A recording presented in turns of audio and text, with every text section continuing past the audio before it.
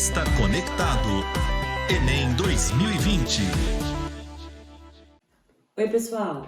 Que bom poder falar para vocês um pouco mais sobre os processos de formação de palavras. Lá no Marista Conectado podcast, nós podemos tratar dos processos de derivação e de composição e os detalhes que nos permitem fazer essas análises.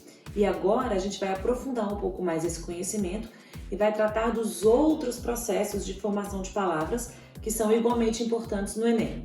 Então vamos lá que a gente tem algumas coisas para abordar. Para começar, a gente pode considerar o processo de abreviação. No processo de abreviação, o que ocorre é que a palavra ela parte de uma situação primitiva para uma construção menor e que funciona na língua. Para tomar como exemplo, a gente pode considerar a palavra motocicleta, que funciona perfeitamente para a gente como moto. Ou ainda o que aconteceu com a palavra fotografia, que atualmente é constante e natural o uso de foto.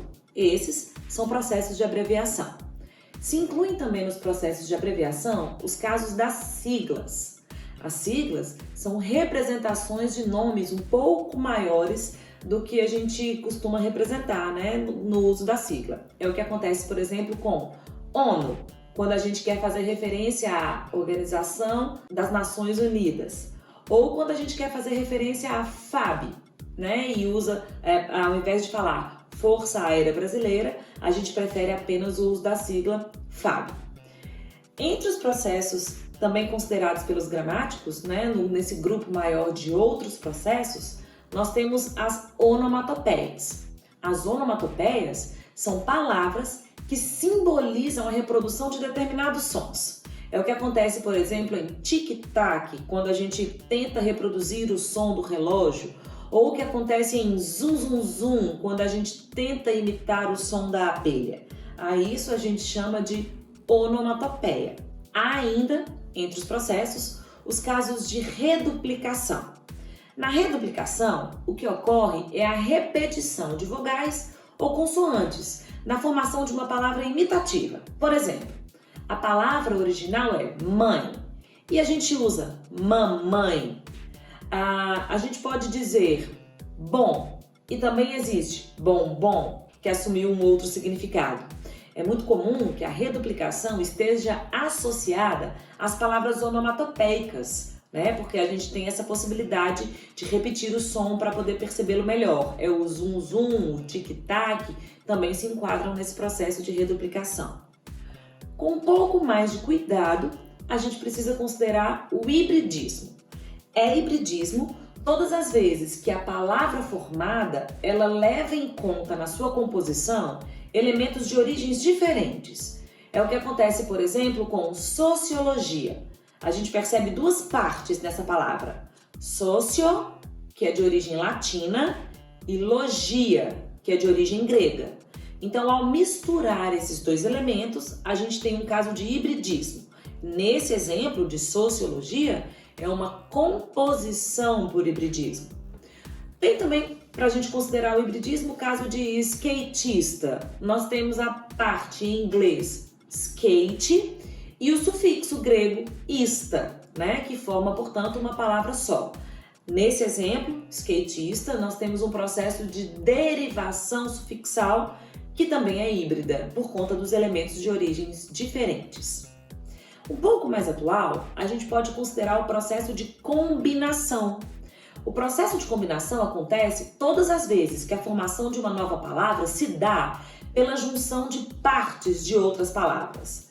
Vamos considerar, por exemplo, a língua falada em algumas regiões do Brasil, ou na tentativa de falar espanhol, nós brasileiros usamos simultaneamente o português e o espanhol. Quando a gente quer denominar essa junção de duas línguas, essas duas línguas especificamente, a gente costuma dizer que a língua ali produzida é o portunhol. Dizer portunhol é um processo de combinação. Eu peguei um pedaço da palavra português, juntei com outro pedaço da palavra espanhol e eu tenho, portanto, uma nova palavra. Acontece também com aborrecente, na tentativa de classificar pejorativamente uma determinada faixa etária. Dizer que os adolescentes são aborrecidos. Então eu pego uma parte da palavra aborrecido com uma parte da palavra adolescente e eu tenho um caso de combinação. Dos processos mais produtivos que nós temos na língua, além daqueles oficiais de derivação e composição, aos neologismos. Neologismos são a criação de novas palavras que visam atender às necessidades do falante. Então, consideremos que apareça uma necessidade, né, de uma palavra e que nós não tenhamos essa palavra na língua. Então, para que o falante possa se comunicar, mesmo que aquela palavra ainda não exista, formam-se os neologismos. Então, são vários exemplos de neologismos que nós temos na língua e eu trouxe para demonstrar que processo é esse, essa frase aqui que está bem famosinha aí pela internet. Nesse caso, acompanhem. A expressão diz: se tu não é de boas, e até aqui a gente leu de boas como uma locução adjetiva, é uma característica, né? Então, se você não é tranquilo, se você não é leve, né? Então, o de boas funciona aqui como uma locução adjetiva. Mas na sequência do texto, a gente percebe que esse de boas passou por um processo de derivação imprópria e tornou-se um substantivo quando aparece. Não venha desdeboar. Deboa, aqui ó, nesse meio, vejam, tornou-se um substantivo que posteriormente passou por um processo de derivação pelo acréscimo do prefixo des e pelo acréscimo do sufixo formador de verbo, ar. Então, se tu não é de boas, não venha desdeboar o meu deboísmo. Está aqui o neologismo. Deboísmo é uma palavra nova para sugerir que uma condição de uma pessoa que é de boa. E esse deboísmo aqui, ó, vejam, foi também resultado de um processo de derivação sufixal pelo acréscimo de ismo. Bom, pessoal, então é isso.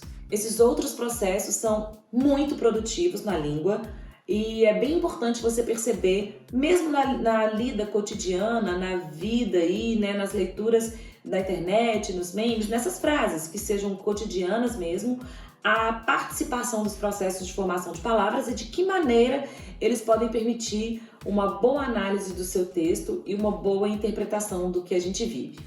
Bom, eu estou muito feliz em poder participar desse vídeo com vocês e eu fico à disposição para esclarecer as dúvidas que aparecerem.